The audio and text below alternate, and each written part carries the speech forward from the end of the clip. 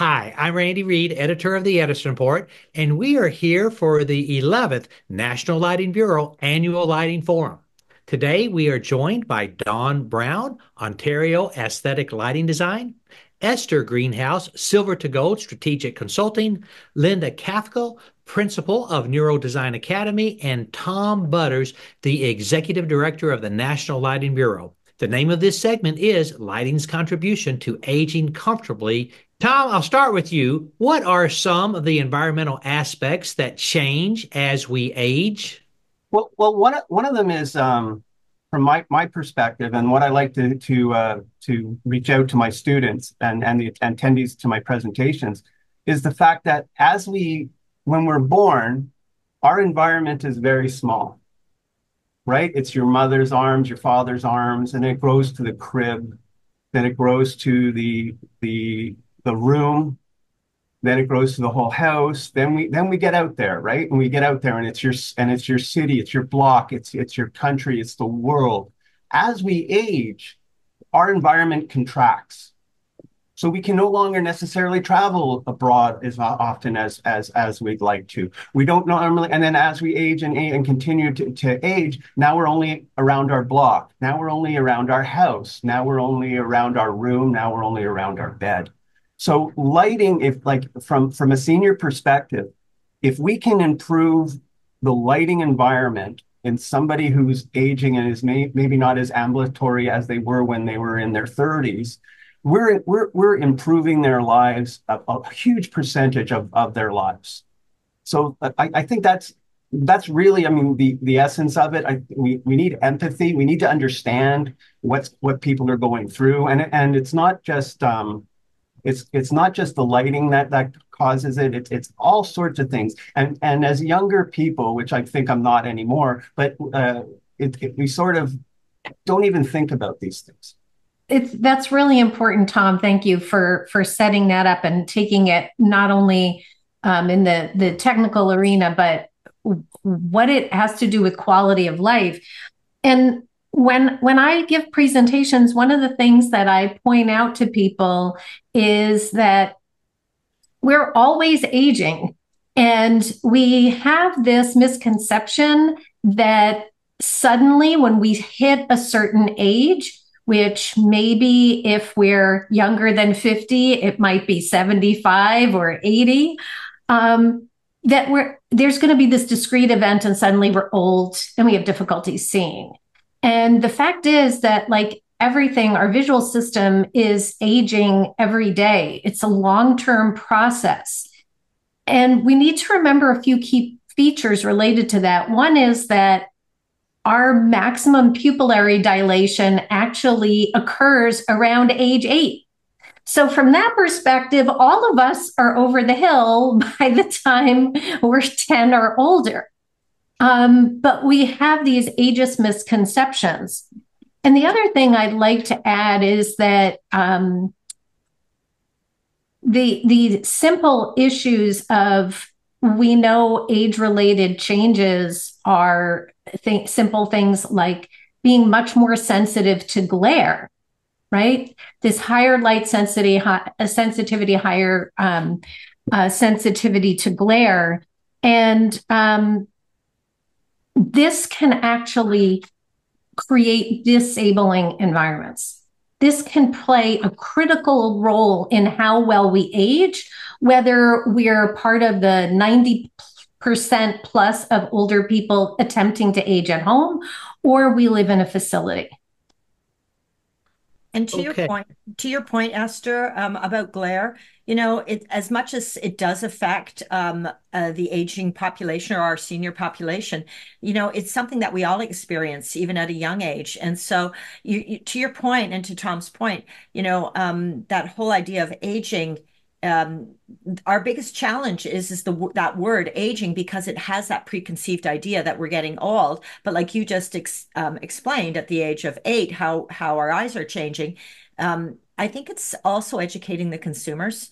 And we work in this industry, and there's always that conversation around, can we change the word? And it's hard when it's not just an industry that talks about it, or the trades. whether you're in the lighting industry or the furniture industry or materials industry or whatever, or design industry.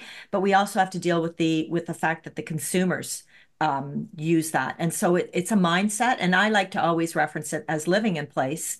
But it's still, aging in place is still a very strong term. We're going to have a hard time getting over it.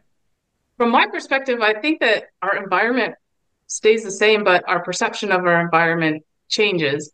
And I think that like things probably get darker and colors don't seem the same.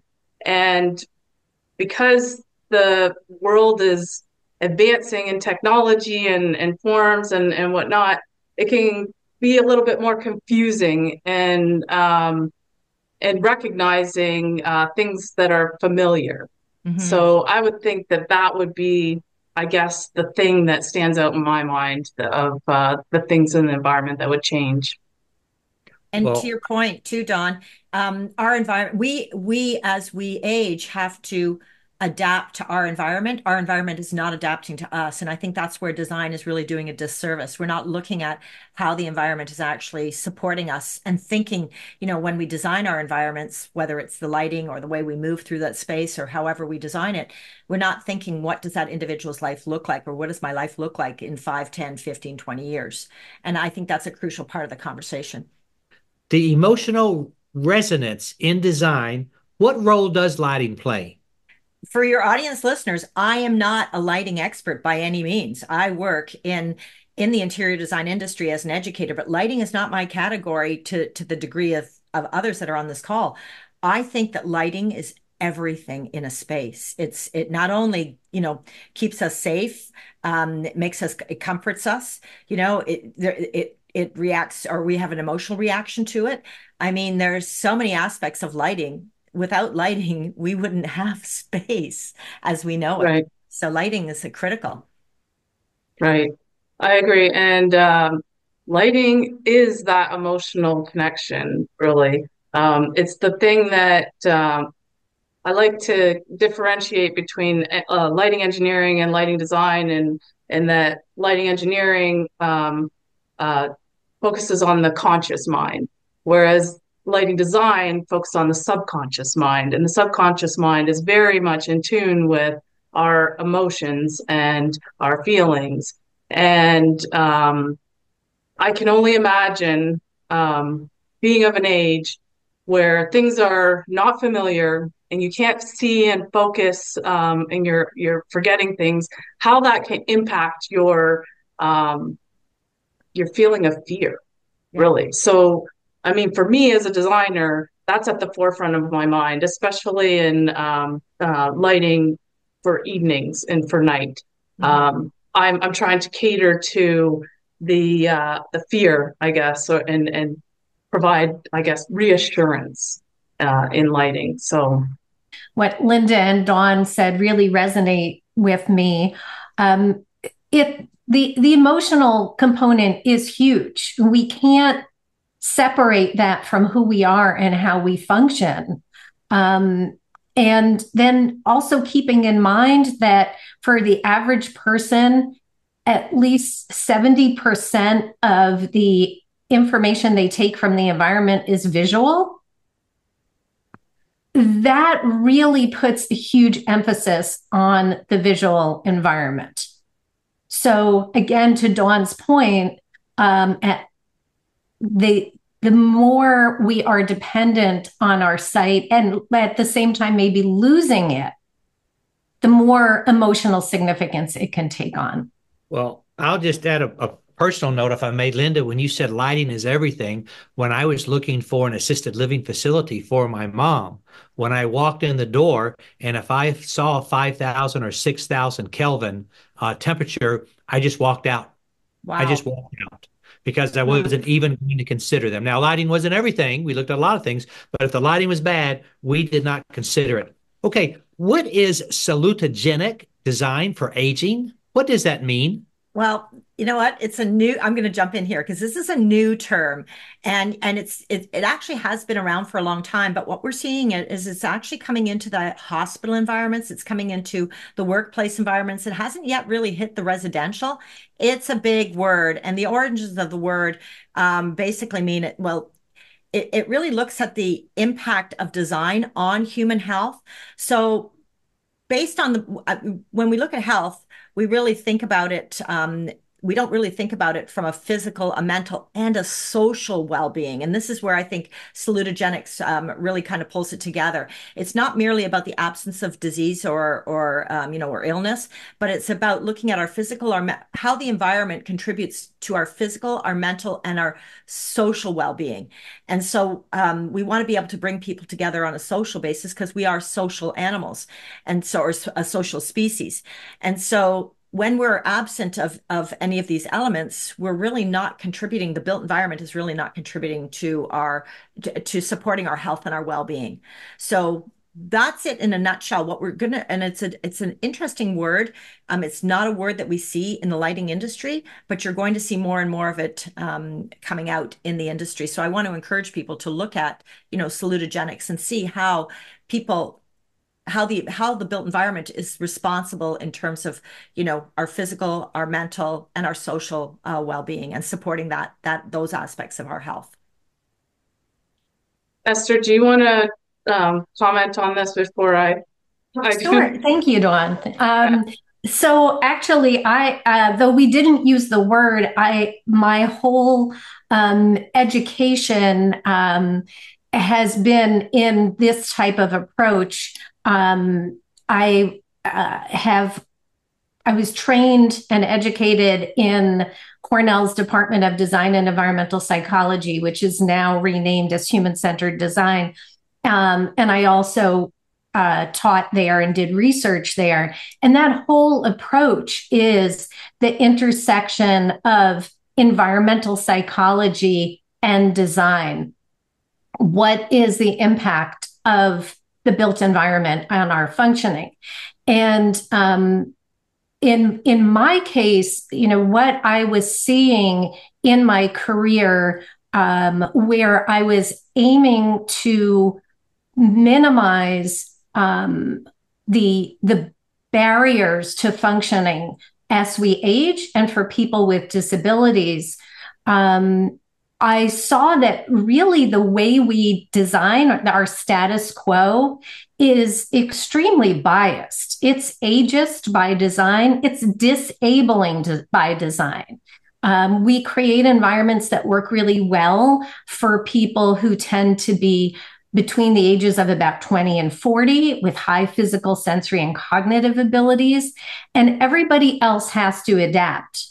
Now, in my case, I have something called sensory processing disorder that makes me very sensitive to light. I always have been, and I have visual processing disorders. So I'll never meet that design norm that we are designing for. Mm-hmm. And one of the things that is so crucial is for the lighting industry, as well as the larger construction industry and clients, to understand the significant role that the environment plays, that it's actually disabling us unnecessarily on a daily basis, and especially as we age, contributing unnecessarily to age-related decline, frailty, and dependency.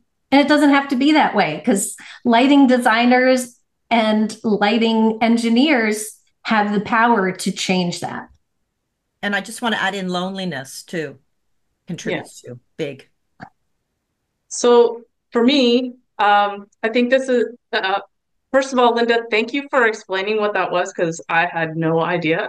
But now that I do understand what it is, for me, I feel like this is like a holistic design approach, in that the aesthetic of a space really contributes to the desire to interact and come out of, like, if you're in a facility, to come out of your room and go into the common areas and play cards or whatever activity is going on. If that space has fixtures in there that are glary, you're not really going to want to go into that space. So the first thing, from my perspective anyways, is making sure that the space is comfortable and it's beautiful and engaging and people want to go in there.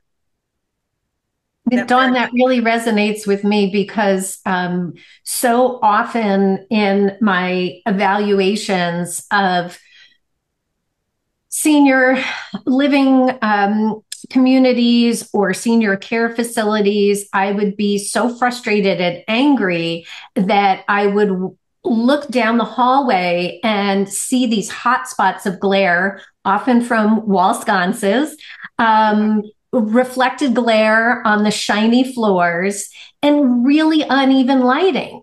And that's exactly what I would communicate to the owners. Like, this is contributing to loneliness, as Linda said, because you're creating environments that are making it so challenging for me to ambulate down that hallway. We're introducing what's called excessive environmental press in environmental psychology, and creating this significant barrier. And we know how to do otherwise, right? This is not rocket science. We have a lot of great technology. Let's use it to support these beautiful and functional environments. And if I can just add quickly to that. Now, what all of you on this line don't know is I live in a retirement home 3 days a week. I happen to live 2 hours outside of the big city. My mother is lives in the city. I live in a small bedroom community, and I drive 2 hours to go and see her. And I usually go in on Thursday night. I'll spend Thursday night, Friday night, Saturday, and then I drive home on Sunday. And when I take my mom through the retirement home that she's in, and it's beautiful, it's brand new, the lighting is I think the biggest error that they made in that building was the lighting. She has to wear her sunglasses. There's a lot of the rooms that she can't, the glare that comes off of the floor in the assisted living area, the lighting that comes in, the blue light, the high Kelvin light that she's got in her space. I mean, she often wants to retreat back to her own room, even though the lighting in her space isn't done well. And it does contribute to a sense of loneliness or it's too dark. So in the games room, surprisingly, the lighting needs to be improved because it's too dark. There's too many shadows in there. And so you can't function. So what ends up happening is you don't use these spaces. And that's what Salutogenics is what it's about is bringing that social, physical, and cognitive and bringing it all together and really working towards creating environments that support your health and well-being as opposed to taking away. Linda, that's such a powerful example. And I'm sorry that your mom faces those challenges. And to a certain extent, I can relate because I sometimes have those same issues that are unrelated to age. But I really wish that the operators of these facilities understood the negative impacts that these choices are having, not only on the residents, but also increasing demands on staff. And we're in this crisis in our country where we're going from having approximately 7 potential paid caregivers for every one older adult who needs care to, in about 10 or so years, we're going to be at as few as 3 potential paid caregivers. And so anything we can do to enable people, residents, to maintain their independence helps address that lack of caregivers. Before we move on, I just want to say that I think that the reason why we're seeing inadequate lighting in these care facilities is because there's not enough funding. And when we are pricing these projects, we're pricing them based off old design models and old technology. And there is not enough awareness of the importance of lighting in the facility. And so what ends up happening is there's a budget constraint in terms of like, who are we going to hire and can we afford them? and like, how are we making up our team? And so the lighting aspect tends to get taken over by the engineer, and the engineer has a lot on their plate, and they're not always design savvy. So they're doing the best that they can, but we could be doing so much better if we are approaching these projects and even renovation projects from the point of view of, okay, how much does it actually cost? How much are we actually going to need in order to give people everything that it is that they need? And let's talk to some experts and formulate a budget based on what's current. So I think I just wanted to add that 2 cents in there, that lighting is being kind of put in as an afterthought. I was just going to say, Don, I'll just jump in here. That's very important. And in our industry, we do have a solution to that, and it's called a lighting designer. And the engineering firm should hire a lighting designer, because then they can sure prevent that from happening. Esther, I want to come back to you, if I may. Can you share with our audience a little bit about the research that you've done on lighting to reduce visual deficits in people experiencing dementia? Sure. This was an interesting project that I did. It was actually my master's research, and the foundation of my work comes from a concept in environmental psychology called environmental fit and press, which is very simple and very powerful. And that is, when there's good fit between a person and their environment, they can function at their highest level and thrive. The greater the gap between what my abilities are and what the environment demands of me, the more I'm pushed to an artificially lower level of functioning by design. And the research was looking at eating-related behaviors in a memory care unit, and seeing, okay, how well can a resident feed themselves, or how much assistance do they need from staff? And I measured the light levels, and I measured their ability to, the residents' ability to feed themselves or be assisted, both at lunch and at dinner under various conditions. And I found that at lunch, of course, the light coming in from the exterior windows on a sunny day was hundreds of foot candles, and it created glare. And then at night, the lighting in the dining room was so low, it was like you were eating dinner by candlelight. And so then the intervention was to put in higher levels of light. And what's really fascinating are a few things. One is, it did seem like it made a difference in terms of residents' ability to feed themselves. Really, what we were trying to do was reduce what we call excessive environmental press because of that lack of adequate lighting. And the other thing was that the staff who were feeding residents who needed assistance noticed a difference. They said it seemed like there was less confusion, and the residents needed less help. But I think what's most illustrative points the industry to a major problem they have, which, of course, the flip side is an opportunity. And that is, the owner of the facility, when I proposed these changes, and I recommended lighting of a certain output that was based on IES standards, the owner's response was, that's too high, too much light.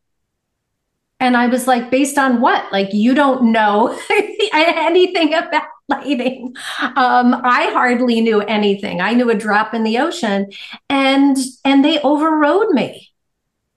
So we have this tremendous opportunity for the lighting industry to educate their clients. And back to what Dawn was saying, which was so powerful, is the lighting. I saw it early in my career when I worked as a designer in a large architecture and engineering firm. There were no lighting designers. There were only lighting engineers, and their training is different. Their role is different. And even their work was often squeezed at the end. Okay, Esther, if I may, just coming back to this point about the daylight coming through the window in the morning that was glary. Yes. Some would argue that that is probably the best light you could have for circadian entrainment. Right. And then tonight, during dinner, you mentioned about the candlelight and how dark it was. That also can be healthy for circadian entrainment. Right. So did you think about that in your discussion? Yeah. So one of the big issues is we know how to manage light. Like, it's not all or nothing. It's not that you have all this glare coming from the window at lunchtime or you have darkness. And it's not an eating by low, essentially candlelight that won't work for most people in their 30s and 40s, let alone somebody with dementia. And I just want to point out that with dementia, you're taking in visual information and you're processing it with a faulty processor. Yeah. And you're often taking in visual information incorrectly. So we can still be sensitive to circadian entrainment and create environments that are properly lit and supportive. Okay, Dawn, go ahead. Yeah. Dawn first and then Linda. Okay. So if you are lighting a space that is glary, what's going to happen is the person is going to shield their eyes, but even more fundamentally, their pupils are going to close. And so you're going to defeat the purpose. You're not going to get the light to the back of the eye. And that is essentially what we need to do in order to signal a daytime response. So we do need to have the light shelves. We do need to put in the effort to, raise and lower the blinds, whether that's manually or automatic. We do need to consider comfort. Go ahead, Linda. So I've had the opportunity of doing research on a memory care floor for about 7 months. And to Esther's point about the dark or the dim lit and how it affected their eating, and you're right about that they're working on a reduced capacity. The other issue that I want to bring to the table is that the environments 24 hours a day were brightly lit in the memory care area. So when the individual would go into their bedroom to sleep, of course, their rooms would be dark, but they had a tendency to wander and they didn't know what time of day it was. And so they would wander into the hallways in these very bright environments that they would then think that it was daytime. And so it really would mess up their circadian entrainment because they didn't understand, why is my room dark? And these are people that have already progressed a lot further with their dementia. But the whole space and the lighting that they do, whether it's for increasing it for eating purposes or reducing falls and so on, when it's too much light consistently, it really confuses the individuals too. So I think that's one area that we really need to, and with and dementia, and I did get these statistics from reliable resources, but dementia's on the rise, 25% year over year. It is predominantly women that they're seeing that are having more dementia or being diagnosed with dementia. But regardless of whether you're what sex or what age, it's increasing, and we need to deal with this because we're not going to have the resources, as we heard earlier, with the personal support care workers and the government funding to help these individuals. So what can we do for lighting in these spaces? And I'd like to add, Randy, to what you were speaking about, we can have high light levels without glare. It's just because the lighting is abundant doesn't mean that glare is a given and that we can't address it. Agreed. And Dawn, let me ask you a little bit about conflicting codes and standards with regard to nighttime environments. Yeah, so I think the thing that is jumping out, just because of your comment about darkness, the thing that's jumping out for me is the light level requirements for nighttime environments. We have some places where it's saying that the best solution is for nighttime is amber 2 lux, but then in the same standard, it seems that they are now calling for 100 lux in the corridor, or the minimum for outdoor lighting along walkways is 20 lux.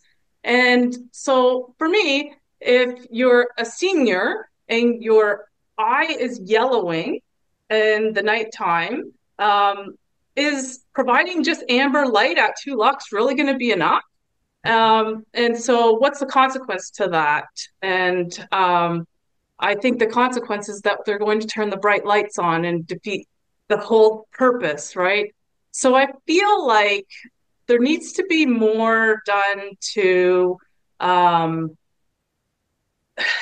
communicate across the science and research areas and the people who are writing the codes and standards, the ministries. They seem to have their own, like every province and every state probably has their own set of rules in terms of what that light level needs to be. And feel like there needs to be a little bit more consistency, because if people are confused, we're not really going to make progress. If I may, one thing that that struck me when Dawn was speaking is the fact of light and dark adaptation. So dark adaptation, as we age, the time for us to be able to go from a lighted space to a darker space increases absolutely exponentially. So it may take a 25-year-old 30 seconds to go from dark to 80% from light to 80% visibility in the dark. Whereas like senior meiosis, it can take up to 12 minutes for a senior to adapt to 80% of their visual, going from a lighted area to a smaller area. And when we're doing design, we have to really be cognizant of transitional areas, such as if you're going from a long-term care facility, you're in the lobby that's brightly lit or lighted rather, and then you go outside, those individuals are going to be blind for a number of minutes. Mm-hmm. Right? So or coming back to your room after getting a drink of water in the kitchen. Right. So if your room is lit for nighttime environment, if your default nighttime environment is 2 lux with amber light, and then you go into a corridor that's lit to 100 lux, and then to get a drink of water, when you come back to the room, you're going to have to stand at the door for a good while to feel confident enough to make it to your bed. 100%. Yeah. Like transitional areas in long-term care facilities are unless someone's very much aware of how the eye ages, a lot of the times those transition areas are just horribly done. Mm-hmm. And to add too, not only in facilities, but in homes. In homes. Because again, over 90% of older adults are aging in place, typically just by default. Mm-hmm. Mm-hmm. Okay, as we're kind of wrapping up here, Linda, I want to ask you, any closing comments you want to share? Well, Absolutely. And something that we didn't touch on very much, and I think it's a conversation for future, is really that emotional connection to our space through light. And I think that's something that we all need to take into consideration. We look at the physical aspects of that. We look at our circadian. We look at all those different aspects, reducing falls and so on. But we're not looking at the emotional connection to our space with lighting. And I think that that's a conversation that we need to include as we talk about, designing for aging in place and the lighting in those spaces. So I'd like to see more conversations around that. Okay, very good. And we can sure do that in the future. Dawn, closing comments? Yeah, I feel like the biggest thing for me is education at the high level before the projects start. When you're planning a project, don't just rely on the cost consultants to bring together adequate information and numbers for you. Oh, so when you're bringing together your consultants and you're planning your project,